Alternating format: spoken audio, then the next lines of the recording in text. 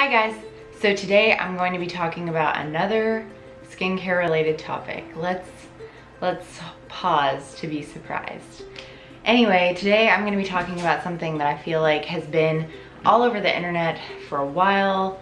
Maybe not even just the internet, like the beauty world in general. I feel like this has been a thing. Like they sell this at Whole Foods, they sell this at random grocery stores, blah blah blah.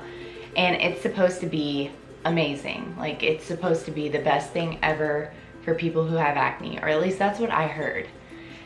And so yes, I bought it. I was like, you know, when you've got acne and it's really bad and you're just desperate for a solution, you'll try anything. So I have tried this multiple times, not recently, bear in mind, because of my experience with it. So I'm just gonna kind of talk about it. Let me introduce it. It's the Health and Beauty AZTEC Secret Indian Healing Clay. And if you are at all involved in skincare or beauty or whatever, you know that you mix this powder, which that is what it is. It is a bentonite clay powder, which I just got all over the floor. You mix it with apple cider vinegar. This thing isn't that expensive. I mean, I think that maybe these two items together were $15, which that shiz is not that expensive, especially when you compare it to like an Origins mask or a Glam Glow mask or whatever other kind of mask Sephora or any department store sells. So yeah, if this worked and this was amazing, this would last forever. I mean, it would last forever. So that would just be the biggest deal ever. So let me talk about it. I have combination skin, a little bit oily, a little bit dry, sort of like normal, I guess, except for I get really bad acne. If you've watched my other videos, you know that. So I'm desperate, right? I buy this. I think it's gonna be amazing. Mix it together. It smells atrocious. If you know anything about apple cider vinegar, it smells terrible. Like it just, I can't imagine, like there are people that drink this every morning because it's supposed to be anti-inflammatory and good for you and blah, blah, blah. There are people that drink this. I don't know how you do it, but I commend you for doing it if, you know, if that's what you do. So anyway, that's kind of what I feel like the purpose of this is. It's supposed to be anti-inflammatory. It's supposed to be drying. So it's supposed to dry up your spots, and a lot of acne is inflammation within your tissue. So you get inflamed, or like an inflamed pore or an infection that causes inflammation around it. That's, you know, anti-inflammatory properties would obviously or logically help with that. So anyway, you mix this together, you put it on your face. It is thick, like the thickest mask I've ever experienced in my entire life. And I've used a lot of masks, although I don't really anymore because I have such sensitive skin. I don't have any that work for me right now, blah, blah, blah. So anyway, mix this together, paste it all over your face, and then you let it dry. Let me see how long it says to put it on. 5 to 10 minutes for delicate skin and 15 to 20 minutes for normal skin. It says you will feel a pulling and tightening sensation, and that is true. Now, if you have really, really oily skin, I feel like this might help you. Like if you have a lot of really oily spots and that's what you feel like your acne stems from, maybe this is great for you because it really does have a drying effect. But if you are someone like me with like combination to dry skin or portions of dry skin or whatever, this might not be for you. Like when my skin gets really dry, I break out more.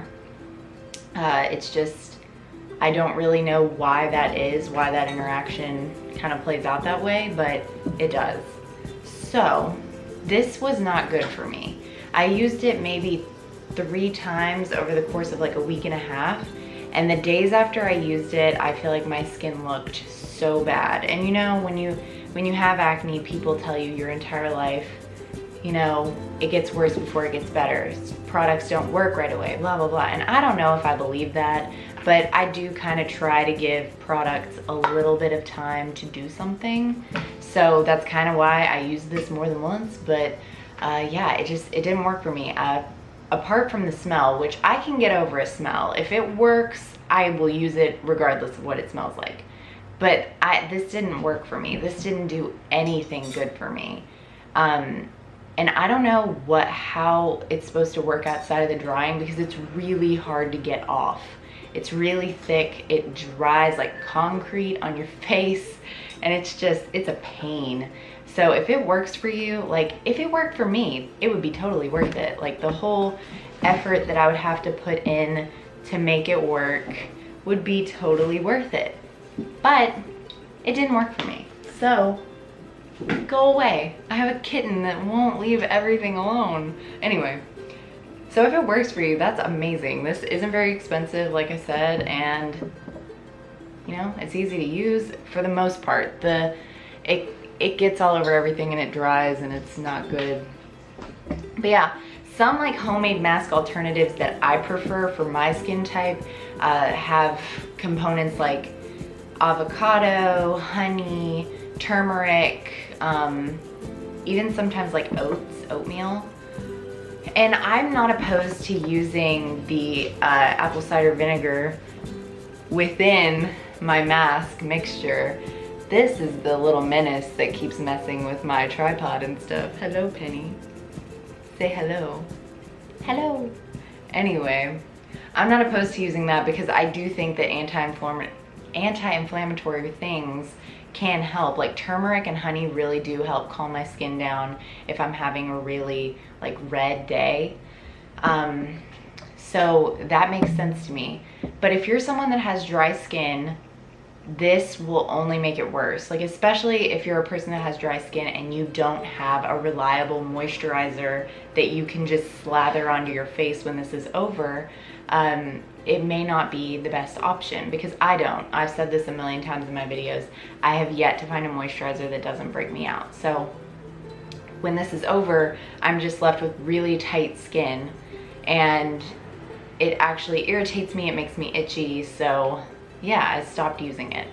And if you are someone that has acne and you think it might help you like me, I mean, go for it. It's not that expensive. I have tried so many masks that haven't worked for me, and you know, I'm sure I will try more in the future. So I'm sure other people do the same things. But you know, not a lot of masks work for me. A lot of them do have that tightening property. You know, the moisturizing ones are a little too oily. The ones that are supposed to clear your face, like the charcoal masks, really leave me dry. So yeah, if you have any suggestions for masks for really sensitive and somewhat dry skin, please let me know.